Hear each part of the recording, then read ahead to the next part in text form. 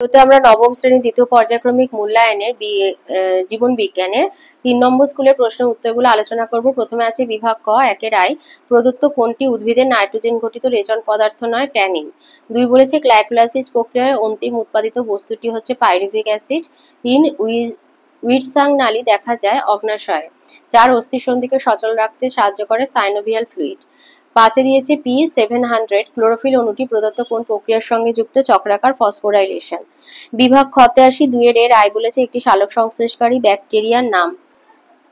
এই যে বলেছে সবুজ উদ্ভিদ ছাড়াও, এই যে সালোক সংশ্লেষের স্থান সবুজ উদ্ভিদ ছাড়াও কিছু প্রোটিস্টা, ইউগ্লিনা, ক্রাইসামিবা আর কিছু ব্যাকটেরিয়া, এই যেমন ব্যাকটেরিয়া বলেছে এখানে আমাদের রোডোস্পাইরিলাম, রোডোসিউডোমোনাস, ক্লোরোবিয়াম প্রভৃতি সালোক সংশ্লেষ করতে পারে। তাহলে ব্যাকটেরিয়া হচ্ছে রোডোস্পাইরিলাম, রোডোসিউডোমোনাস, ক্লোরোবিয়াম, এরা সালোক সংশ্লেষে সক্ষম ব্যাকটেরিয়া। 2 দিয়েছে ক্ষুদ্রান্ত থেকে খরিত একটি শর্করা ভঙ্গক উৎসেচকের নাম লেখো। শর্করা ভঙ্গক, তো অ্যামাইলোলাইটিক, এই যে মুখবিবদ থেকে তোমার হচ্ছে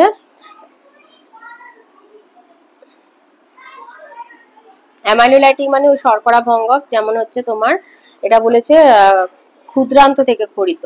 তো ক্ষুদ্রান্তের অগ্নাশয় থেকে খরিত হয় প্যানক্রিয়াটিক অ্যামাইলেজ, আর আন্ত্রিক গ্রন্থি থেকে মল্টেজ, সুক্রেজ, এই যে উৎসেচকের নাম মল্টেজ, সুক্রেজ, ল্যাকটেজ, আইসোমল্টেজ, তো যে কোনো একটা নাম দিয়ে দেবে ক্ষুদ্রান্ত থেকে। 3 বলেছে হিজের বান্ডিল কোথা থেকে উৎপন্ন হয়? এভি নোড থেকে। 4 দিয়েছে বৃক্কীয় নালিকা জলের পুনর্বিশোষণে সাহায্যকারী হরমোনের নাম কি?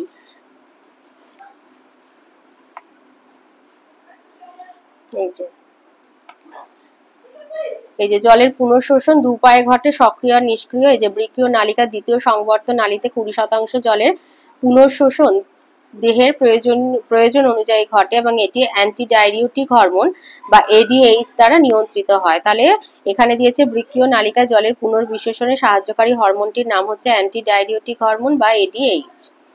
3 বলেছে বিতে শূন্যস্থান পূরণ। আই বলেছে ইউরিয়া উৎপন্ন হয় অরনিথিন চক্রের মাধ্যমে। 2 বলেছে প্রাকৃতিক ভিলবিকারকটি NADP+। 3 টায়ালিন সেদ্ধ শ্বেতসারকে মল্টোজে পরিণত করে। সিতে দিয়েছে সত্য মিথ্যা। আইতে ব্রুনারির গ্রন্থি ক্ষুদ্রান্তে অবস্থিত, সত্য। 2 সালোক সংশ্লেষে উৎপাদিত প্রথম স্থায়ী যৌগ RUBP, মিথ্যা। 3 ভ্রূণ অবস্থায় RBC উৎপন্ন হয় লাল অস্থিমজ্জা থেকে, মিথ্যা।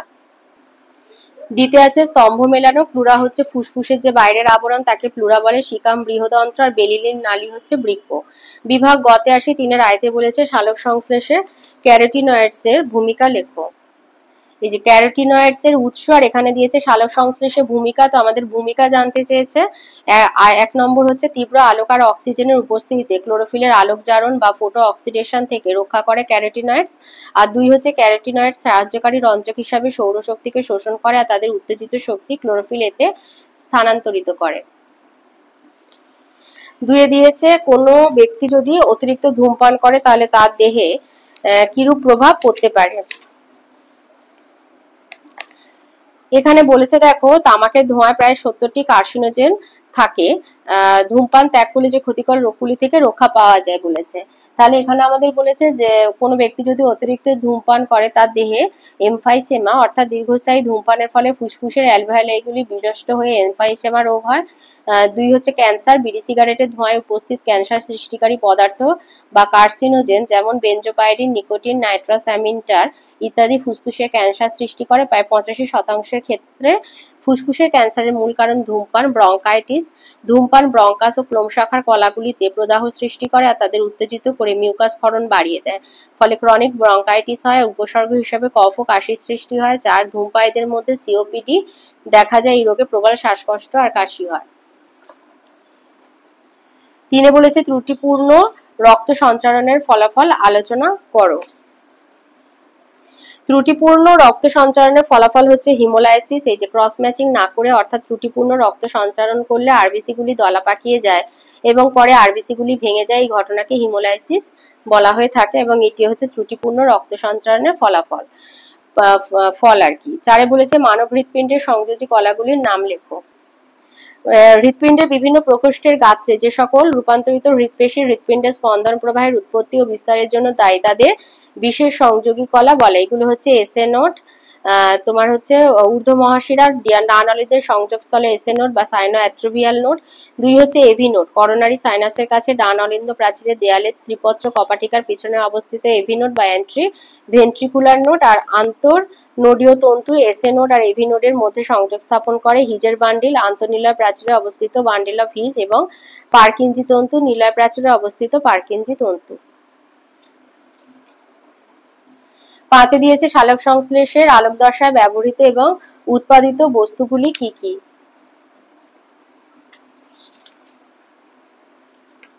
বলেছে কোন এই যে এখানে যেটা দিয়েছে যে ব্যবহৃত বস্তুগুলি কি কি, মানে উপাদান H2O, ক্লোরোফিল, সূর্যালোক, এডিপি, এনএডিপি, বিভিন্ন ইলেকট্রন বাহক। আর বলেছে উৎপাদিত বস্তু, উৎপাদিত দ্রব্য হচ্ছে O2, এটিপি আর এনএডিপি, H2।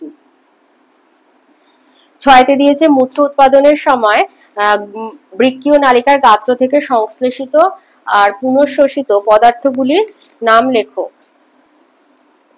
আচ্ছা, সংশ্লেষিত এই যে বিক্রিয় নালিকায় উৎপাদিত নতুন পদার্থগুলি হচ্ছে অ্যামোনিয়া, হিপিউরিক অ্যাসিড, অজৈব ফসফেট, এরিথ্রোপয়েটিন। আর পুনঃশোষিত হয় যেগুলো glucose, amino acid, ascorbic acid, urea, uric acid, Na+, K+, phosphate, sulphate প্রভৃতি। 7 দিয়েছে লিভারের 2টি কার্য উল্লেখ করো। লিভার মানে যকৃৎ। যকৃৎ 1 হচ্ছে অর্নিথিন চক্রের মাধ্যমে ইউরিয়া উৎপাদনে সাহায্য করে। 2 মৃত আরবিসির হিমোগ্লোবিন বিশ্লিষ্ট করে বিলিরুবিন আর বিলিভার্ডিন গঠন করে।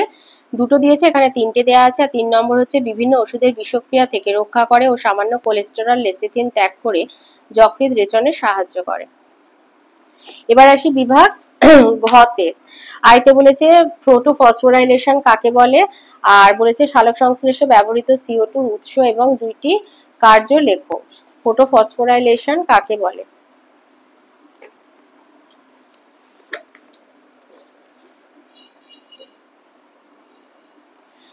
লিখবে যে সক্রিয় ক্লোরোফিল থেকে নির্গত ইলেকট্রন নিম্ন শক্তি স্তরে নেমে আসার পর বিভিন্ন ইলেকট্রন বাহক দ্বারা মানে থাইলাকয়েড পর্দায় অবস্থিত বিভিন্ন ইলেকট্রন বাহক দ্বারা বাহিত হয়ে এনএডিপি প্লাস দ্বারা গৃহীত হয়।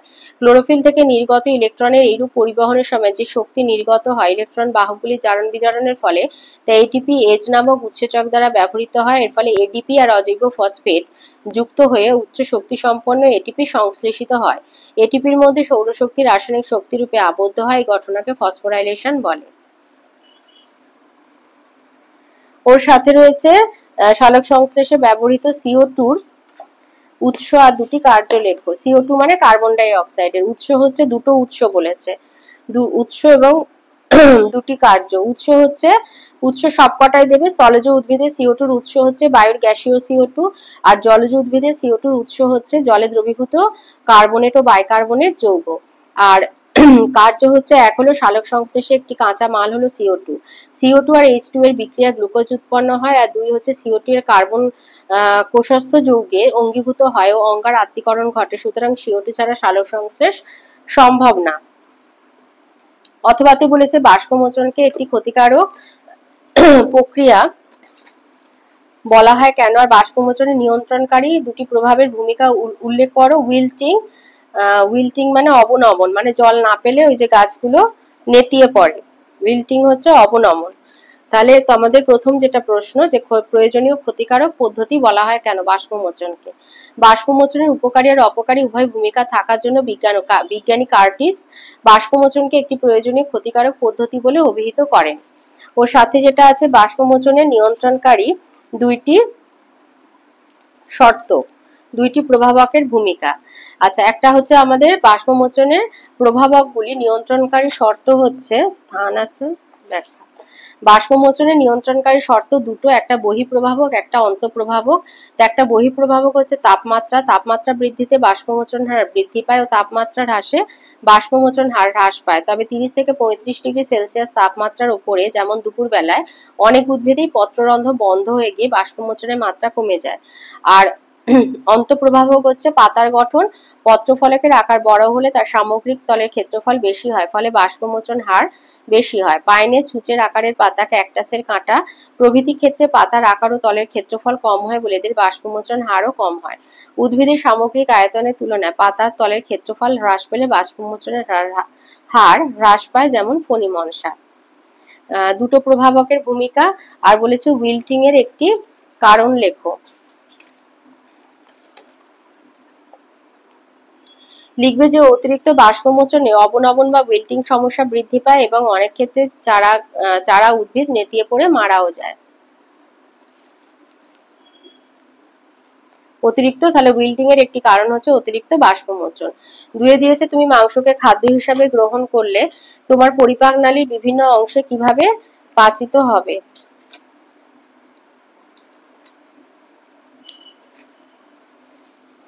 তাহলে মাংস মানে হচ্ছে প্রোটিন, মাংস মানে হলো আমি প্রোটিন খাচ্ছি, তাহলে প্রোটিন আমার কোথায় কিভাবে পাচিত হবে তা বর্ণনা করো।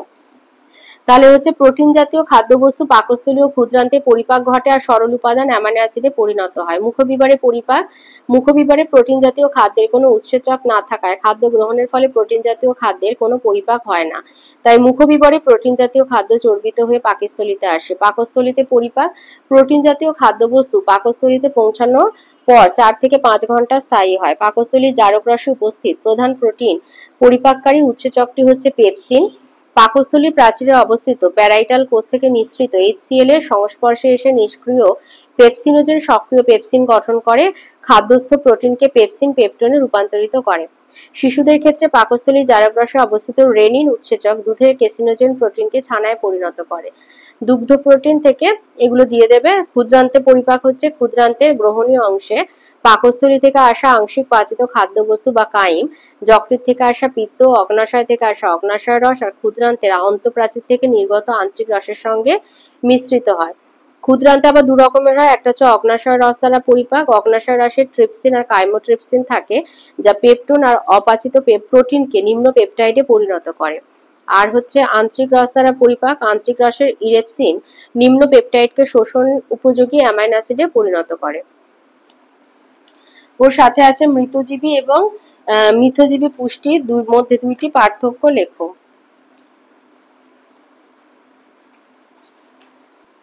লিখবে মৃতজীবী পুষ্টি হচ্ছে এই ধরনের জীবেরা পচা মৃত জৈব উপাদান থেকে পুষ্টি সংগ্রহ করে, আর মিথজীবী হচ্ছে দুটো জীব পরস্পর নির্ভরশীল অবস্থায় পুষ্টি সাধন করে। আর মৃতজীবী পুষ্টিতে পোষক মৃত হওয়ায় ক্ষতিগ্রস্ত হয় না, মিথজীবী পুষ্টিতে দুটি জীবই উপকৃত হয়। অথবাতে দিয়েছে 4-2 অথবা বলেছে রসের উৎস সম্পর্কে ডিকসন এবং জলির তত্ত্বটি ব্যাখ্যা করো, আর ক্রেবস চক্রকে TCA চক্র বলা হয় কেন। লিখবে বাষ্পমোচন টান ও সমসংযোগ অশক্তি বল। বিজ্ঞানী ডিকসন এবং জলি মতবাদটি প্রথম প্রচলন করেন। জাইলেম বাহিকা দিয়ে পাতায় জল ও খনিজ লবণের উৎস্রোত প্রকৃতপক্ষে দুটি পদ্ধতি দ্বারা ঘটে থাকে। এক হচ্ছে বাষ্পমোচন টান, পাতার পত্ররন্ধ্র দিয়ে বাষ্পমোচন দ্বারা জল বাষ্পীভূত হলে জাইলেম বাহিকায় অবস্থিত জল যে টান বল অনুভব করে তাকে বাষ্পমোচন টান বলে। এর মান প্রায় 20 বায়ুমণ্ডলীয় চাপের সমান। এই প্রচন্ড টান বলের প্রভাব মূল অবধি বিস্তৃত হয়। সমসংযোগ আসক্তি বল। জাইলেম বাহিকার সূক্ষ্ম ব্যাসযুক্ত নালিকায় অবিচ্ছিন্ন জল অণুগুলি হাইড্রোজেন বন্ধনের দরুন পারস্পরিক যে আকর্ষণ বল অনুভব করে থাকে তাকে সমসংযোগ বল বলে। এই বলের মান প্রায় 350 বায়ুমণ্ডলীয় চাপের সমান। রসের উৎস্রোত নিয়ন্ত্রণকারী আরেকটি গুরুত্বপূর্ণ বল হলো আসক্তি বল। জাইলেম বাহিকার জলস্তম্ভে জল অণু যে বল দ্বারা জাইলেম বাহিকার কোষ পর্দার সঙ্গে যুক্ত থাকে তাকে আসক্তি বল বলে। এই প্রভাবে জলস্তম্ভ জাইলেম বাহিকা বেয়ে করে উঠতে পারে। ওর সাথে যেটা আছে ক্রেবস চক্রকে TCA চক্র কেন বলা হয়।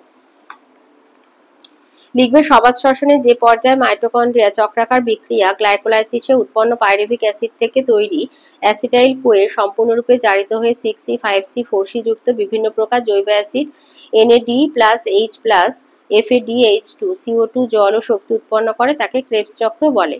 বিক্রিয়ার পথটির আবিষ্কারক হান্স ক্রেবের নামানুসারে এটি ক্রেবস চক্র নামে পরিচিত। সাইট্রিক অ্যাসিড দিয়ে ক্রেবস চক্র শুরু হয় বলে একে সাইট্রিক অ্যাসিড চক্র বলে। সাইট্রিক অ্যাসিডে 3টি কার্বক্সিল মূলক থাকে বলে এটি ট্রাই কার্বক্সিল মূলক অ্যাসিড চক্র বা TCA চক্র নামেও পরিচিত। অথবাতে 4-3 নম্বর প্রশ্ন, মানব হৃৎপিণ্ডের একটি পরিচ্ছন্ন চিত্র অঙ্কন করে বিভিন্ন অংশগুলি চিহ্নিত করতে হবে।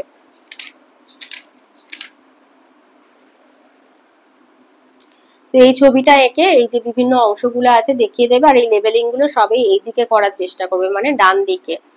এখানে এটা যেমন বাঁ দিকেও করা আছে, বাঁ দিকের গুলো টেনে টেনে ওপর থেকে নিয়ে গিয়ে এই ডান দিকে সব এক লেবেলিং গুলো রাখবে, আর নিচে এরকম লিখে দেবে মানব হৃৎপিণ্ডের গঠন ও রক্ত সংবহন পথ। অথবাতে দিয়েছে নেফ্রনের একটা চিত্র অঙ্কন করতে হবে। বৃক্কের গঠনগত কার্যগত একক হচ্ছে নেফ্রন। চিত্র অঙ্কন করে গ্লোমেরুলাস, বোম্যান ক্যাপসুল, হেনরি লুপ, দূরসংবর্ত নালিকা, এই যে এই ছবিটা, এই যে নেফ্রনের এই ছবিটা আঁকতে হবে, যে দূরবর্তী সংবর্ত নালিকা, হেনরি লুপ, এই যে হেনরি লুপ, বোম্যান ক্যাপসুল, এগুলো দেখিয়ে দেবে।